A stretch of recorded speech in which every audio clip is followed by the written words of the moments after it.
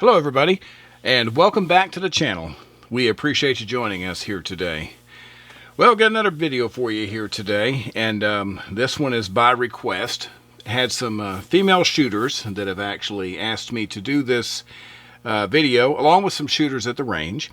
And what we're talking about is the model M&P. This is a Smith & Wesson M&P 380 Shield EZ.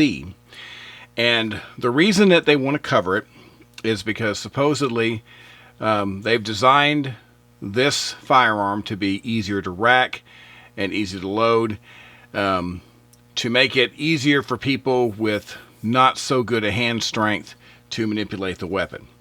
So, and this will also be the first gun that I've had an opportunity to cover in 380. So we'll break a little ground today. So we're going to take a look at it and find out whether it meets that criteria and find out everything else about it in just a minute.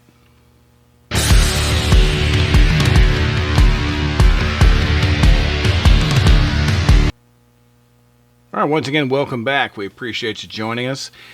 And we just want to take a moment to, give a shout to our viewers and subscribers. If you've been watching the channel and you haven't had a chance to subscribe, or if this is your first time, we would really appreciate it if you could just locate that little button in the lower right-hand corner of your computer screen there and give that a poke. And if you're on a mobile device, you can scroll down below the video and hit subscribe, and then hit the bell icon, of course. It'll let you know whenever we do something new. It helps us out a lot, and we really appreciate it. Of course, I want to give a shout out to our friends over at Don's Weaponry for providing us this beautiful Smith & Wesson M&P 380 Shield EZ to use in our tabletop review today. Big supporter of firearms safety and education, and we can't thank them enough. So, what have we got going on here? Well, taking a look at the pistol, I got to tell you, the very first thing when I first picked it up, I always take note of how a gun feels in my hand when I first pick it up. And we're going to cover the features here in a minute, but this one has a grip safety, and it's got some pretty good texturing. And by the time I grabbed this gun, even though it's a smaller caliber, 380, it doesn't feel like a tiny gun. Now, there's good and bad aspects to that, which we'll get into in a minute. Mostly good. But we always like to start off with a little comparison, of course, so let's do that. And we've got our little shield here on the right, and let me grab something in 380 that you might be familiar with already, and that is the Glock 42. Now, the Glock 42, in all fairness, is going to look pretty tiny compared to the shield. I'm doing this on purpose. A lot of times I'll take guns that are, about the same size and compare them. But I want you to really see this because the Glock 42 is a very popular 380. A lot of people have it. And so this will give you a good idea, right off the bat, just how much pistol that you're looking at. Now, I don't think it's an issue with the size, and we'll get to that in a second. But you've also got to remember, this Glock 42, this is 6+1 of 380, and this is 8+1. They're both single stacks, but you do get, of course, a couple more rounds in the bigger gun. But there's a reason why the gun is bigger, and that's all part of the of its ease of use, and like I said, we'll get that as far as features goes in just a second. But as we move around here, you can see that it's got a much better overall outline. It's a lot bigger, and of course you can see that it's much longer, so it's a much bigger pistol in that respect, and it's going to be bigger in the grip. So if you've got it in a holster, there'll be a little bit more that's going to be sticking up. Now, once again, that's not a huge issue for me because honestly, the Glock 42 is what I consider a pocket gun. And I consider it a pocket gun to the point to where that's the only way I carry it, is in a DeSantis gun hide pointing downward in my pocket. Good way to carry the gun. But it's pretty tiny enough to do that. And of course, this M&P is a little bit bigger, and that's okay. So, as you can see, just kind of looking it over, as far as the comparison, it's going to be a little bit bigger than your tinier 380s. Okay, well, let's talk about the features. So there's actually lots to talk about here. So let me kind of approach this from an angle of as I get to it rather than trying to remember a list in my head. But first thing I'm going to do, let me just take the magazine out here, let everybody see that we are clear. You can see there's no magazine. You can see the feed ramp there in the barrel, so you know that we are nice and empty and safe. So taking a look at this, one of the first things I noticed right off the bat is the aggressive serrations here on the back. And you can see here by looking at it, when I turn it, you've got a little bit of depth right here. You know, this sticks up just a little bit that you can grip it, and it does it on both sides. So you have an area that you can put your fingers in and pull back, and of course, you know, grip it this way. It gives you a nice area with some really solid contact on the back of the slide, and that's important for several reasons, which I'll get to in a minute. You've also got serrations on the front. One of the reasons that, you know, they designed this gun the way it did is because they're looking, of course, to make this easy to manipulate. So if you have serrations on the front and on the rear, you got a couple of choices as to how you can rack the slide. You can hold the weapon, of course, in your strong hand, and then you can take your other hand and simply pull the slide back. This is extremely easy to manipulate. It takes very little pressure for me to do this. Now, by way of comparison, you know, we've got our Glock here, which once again, you can see we are clear. We are clear. And for me to do the same thing with the Glock, it really takes a lot more effort. It takes a pretty significant amount of effort in this little gun. Now, of course, it is smaller, but there's a huge difference. You see how I'm just coming back nice and easy? It's not a very violent and very snappy reaction at all. And I was able to test this with some female shooters, and they were able to very easily manipulate this. I'll get into more of that when we talk about the range, but right away you can see this. And of course you've got serrations on the front because some people, you know, they will use those in different situations in order to manipulate the slide. I'm a fan of, you know, keeping my strong hand on the weapon and simply grabbing the rear and releasing. So for that purpose, it works extremely well. So moving along, this is your magazine. Once again, as I said, this is an 8+1 capacity firearm, and you get 2 of these magazines from Smith & Wesson. And you may have noticed by looking at it, you see here at the top, you've got this little pin that sticks out on the side that allows you to help pull that down. That helps with loading.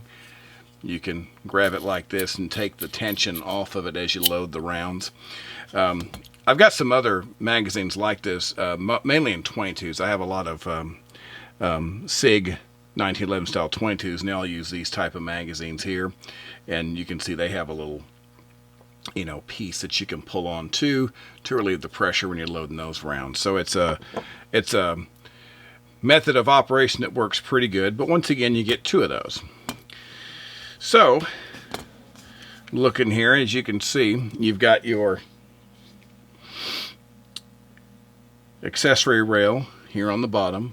So if you're the kind of individual that wants to put lights and lasers on your pistol, because of course this could be a carry gun. This will also be a home defense gun. There's no reason in the world why you couldn't do that. You've got your takedown lever right here for disassembly, and you've got your slide stop here. Your magazine release, of course, is right here on the front. Pretty easy to manipulate. It pops right out when you tap it there. You got some pretty good grip texturing all the way around to here. And then this was something else I really wanted to bring your attention to, and that is this grip safety. Now, anyone here that's ever shot a 1911, there's certainly no stranger to grip safeties. And there are a few other small guns like this that have grip safeties, but it's not something you see a lot of. But this could be considered a positive if someone is carrying this inside a bag or a purse, and even though they have it, holstered, most of the gun is protected, this is an extra layer of protection that this weapon is not going to accidentally be fired. You have to make a conscious effort to have that grip safety engaged, and of course then the trigger and the normal mechanical stops that exist inside here, past the trigger. So that's extra layer of protection for you. You have a round and chamber indicator, and of course it has the white dot sights. Now this is the factory option period that you get for this, is the white dot sights. Now of course this is an adjustable rear sight, and they give you a little hex key that you can use to make adjustments with on this. But the trigger, and I'll talk more about this whenever we cover the range here in a minute. I like the trigger. It is crisp, and it doesn't require a lot of pressure, and I think it's a pretty good setup. But this is your basic feature set for the firearm. And the M&P series, as you already know, is a pretty popular, pretty successful series of guns, and I think that they've done well with the features on this one as well. Now you can get this, one of the options, you can get it with a manual safety if you like.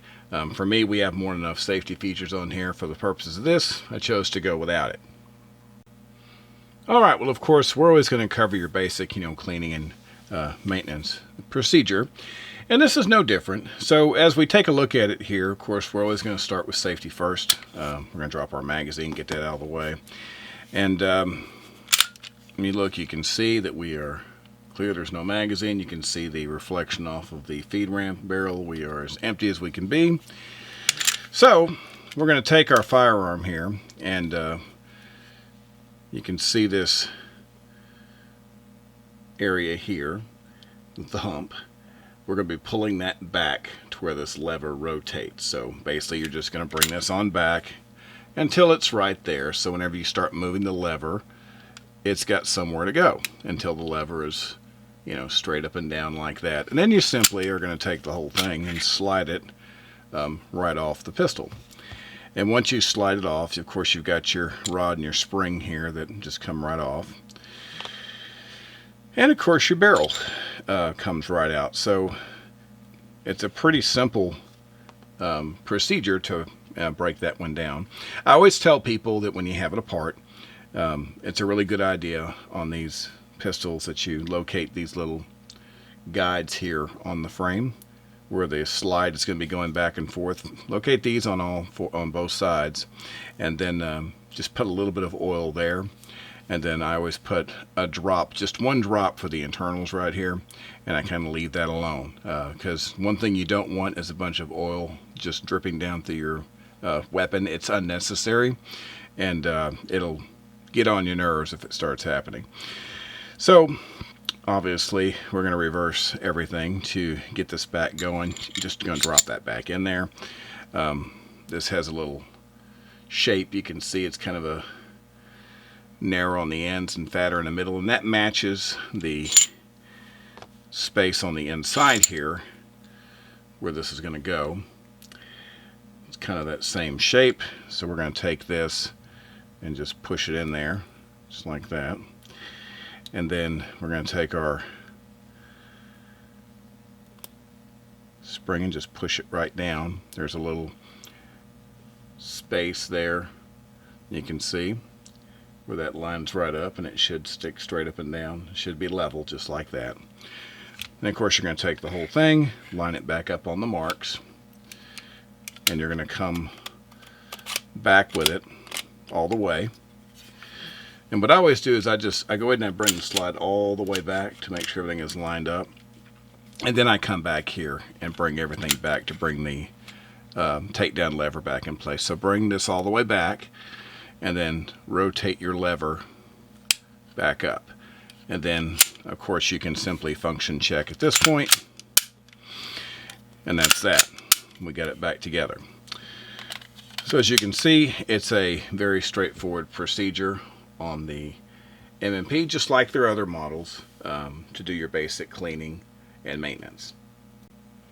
Okay, so let's talk about the range. Well, I was actually not sure what to expect with this little gun, because we mentioned the little Glock earlier, and and I've spent a lot of time at the range with this little gun, because when it first came out I was super excited because it was so tiny, and then you get it and you start shooting it and you realize that even with 380 in this tiny little gun, you're going to be putting some work in on your hand shooting this for a while. It's not bad, but you definitely know this little gun is firing rounds down range. So I wondered how this one was going to do. Well, I used a lot of different range ammo. I had some Winchester and I had some Federal, and then I used several different types of defensive ammo. I'll show you some of what I used. I've got some of this Remington Ultimate Defense. This is a little 102 grain defensive round, and then I've got some of the Federal 90 grain Hydroshock here, and then I got some of the Hornady, the 90 grain 380 FTX. Now I ran all those different ammo types through this pistol, and I didn't have a single problem out of any of them. Now, as far as accuracy, I'm not really sure which one is the most accurate, because I generally don't train with defensive pistols at long range because there's not much point. I usually train around 21 feet. I go for the maximum accuracy while smoothly and safely getting on target. That's what I do. Now, I will shoot longer distances just to see what the gun's capable of and what I'm capable of. But in this case, I shot all these different types of ammo through this. And at 21 feet, 1.5-inch groups or smaller were very easy with this. I was actually getting comfortable enough with it to where my groups were getting even better. But I was trying to, not do super precision shooting and just shoot like I naturally do. And the longer slide, the bigger frame, I think it handles the 380 round a lot better than the shorter barrel of the Glock. They're both great guns, but I got to tell you, putting a lot of rounds through this little pistol, it was extremely accurate, and I was pretty impressed with it. I want to talk to you. Let me get this clear again so we can look at this. You can see we're clear out the bottom. We're clear here. I want to talk about this trigger. I was pretty impressed. You rack the slide here, and here's your reset right about there. For a little, there we go. For a little 380 defensive pistol, there we go. Once again, there we go. It's kind of quiet. For a 380 defensive pistol, it's got a really good trigger on it. I was pretty impressed. And I didn't really notice that I was using a gun with a grip safety on it. I was concerned that maybe I would. But as I played with it, spent some time with it on the range, I really didn't even think about it. Now, some people may not like this. Some people are not a big fan of grip safeties, and I get that. And it is something to keep in mind, because if you do have problems, holding a good grip on your gun, and you kind of weakly hold this, and if that's not depressed, obviously the gun is not going to fire. But like I say, I had several female shooters that wanted to take a crack at this, and they did just fine. There's actually some other people I'm going to get involved and shoot this and see how they do. But so far, everyone who has got a chance to get their hands on this thing has really liked it. And yeah, there could be some improvements made. I mean, I'm not going to lie to you. I mean, a white dot setup is okay, But for something like this, personally, I'd like to have fiber optic for this. And that's just me. I'm kind of becoming a fan of fiber, more like a TFO or something. I'd like fiber optic and tritium, just so I got my bases covered. But I really think that fiber optic shows up super, super good in just about all conditions. But I'm not taking anything away from the gun with that because the gun is great. So once again, it took every kind of ammo that I fed it. I experienced 0 failures to feed. I experienced no jamming. Everything was great. So range report on this gun to me is fantastic. Alright, so what's it like to carry the M&P 380 Shield EZ? Well, I'll tell you. This pistol, once again, it kind of surprised me because I was concerned about it being a little bit bigger, that it wouldn't really feel like the small gun it was supposed to be. But as far as the weight, this thing only weighs like 18.5 ounces. So the weight on it's pretty good. And actually, I know they're different, but it doesn't really feel that much heavier than the Glock. So as far as how I carried this for my experiment, with equipment, ammo, everything getting harder to get right now because of the way things are. I have another holster on the way, but the one thing I did have that I could use right away was a sticky. And you've heard me mention, if you've watched this channel at all, you've heard me mention the sticky holsters, which are these very simple things here. But the reason why I'm such a fan is you can take a holster like this, you can put the weapon inside. Well, this goes between your body and the weight and the inside of your jeans or your slacks, whatever, and it's belted on, and then the surface is nice and grippy and tacky, and it'll stay right there in the waistline. And you can alter this, like I don't have to keep my belt super tight, cutting off the circulation. It'll stay put, and if I get in the car, I can sort of cant it forward in the belt. That way this isn't digging into my leather seats. And then when I get back out, I turn it back to my position I like it to be in to grip it. And I can do all that just in an instant under my shirt without even seeing it. That's one reason I really like these. And they're very simple. And of course, it covers, your trigger guard completely. And of course, since this has a grip safety on it, this is, to me, a perfectly safe way to carry this firearm. And in doing so,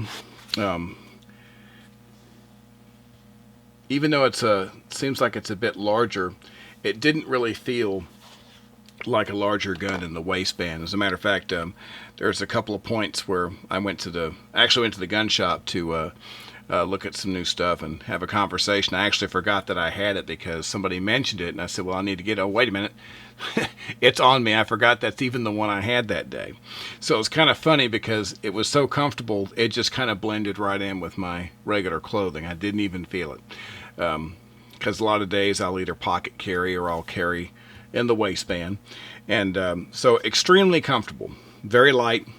And of course, once again, you got other options. If you wanted to carry it in something like a sticky and then that go inside a bag or a purse or something, you can do that too. If you're going to put it inside something like that, I would probably recommend something with some form of retention, a holster that you could drop it in there and maybe have a thumb brake that goes around just to give it a little extra security. But since it has that grip safety, that is one extra layer that it has to start with, so that's not too bad. So as far as carry guns go, remember, comfort is one of the higher marks that I look at for a carry pistol, and it was very comfortable.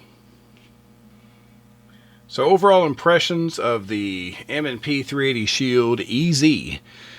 Well, I got to tell you, it's not bad. It's not a bad little package. Now, a lot of people, they have issues with smaller calibers. I don't. I think 380 is a perfectly effective caliber, and there's been so many advances made, as I was mentioning, with ammo.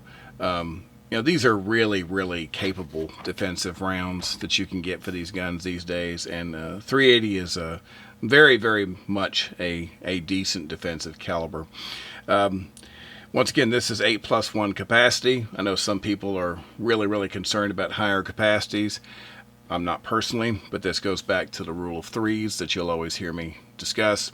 And of course, that comes down to the most handgun encounters are going to be over in less than 3 seconds, less than 3 shots fired inside of 3 meters. Because of that, I feel like as long as I'm carrying basically a 6-shot revolver is usually the minimum of what I carry, and I'm comfortable with that. And of course, I'm hopeful that I never need any of those rounds. But once again, I'm perfectly happy carrying an 8+1 capacity. I think that's great. So the gun's got pretty decent features. It's designed to be easy to manipulate, and according to my own experience, it is. The magazines are supposed to be easy to insert and release. That can be done very quickly. So I agree 100% with that assessment. But the gun's very easy to manipulate, and according to the female shooters, and even some guys that had hand strength issues because of injuries, agreed as well. So one of the goals of this gun was to make it easy to manipulate, and I think they succeeded 100%. The gun's very accurate. The gun has a great little trigger. And, you know, aside from white dot sights, which I think could be improved, you still get a great little sight picture off of these. So there's not really anything about the pistol that I consider a negative. And of course, it's a Smith & Wesson Shield, and this M&P series has done really well for a long time now for Smith, and I think they're just going to keep on improving them. So whether you're a female shooter that has concerns about manipulating the gun, you don't need to worry. This is a good choice for you, I think. If you're just anybody with hand strength issues, it's a great choice. It's also accurate. And once again, between the grip safety and the normal mechanical features, trigger stops on the inside, it's a great little gun. It's perfectly safe. And I would certainly recommend it to anybody based on what I've seen. All right. Well, that's going to do it, everybody. And once again, we really appreciate you taking the time to be with us again today. If you haven't had a chance to subscribe, or if this is your first time, once again, if you don't mind locating that subscribe button in the lower right-hand corner and give that a poke, or you can scroll down below the video if you're mobile, and hit the bell icon so it tells you when we do a new video. We appreciate that a lot. Well, we'll be back soon with another video for you. Until then, as always, be safe, and we'll be back soon. Thanks a lot.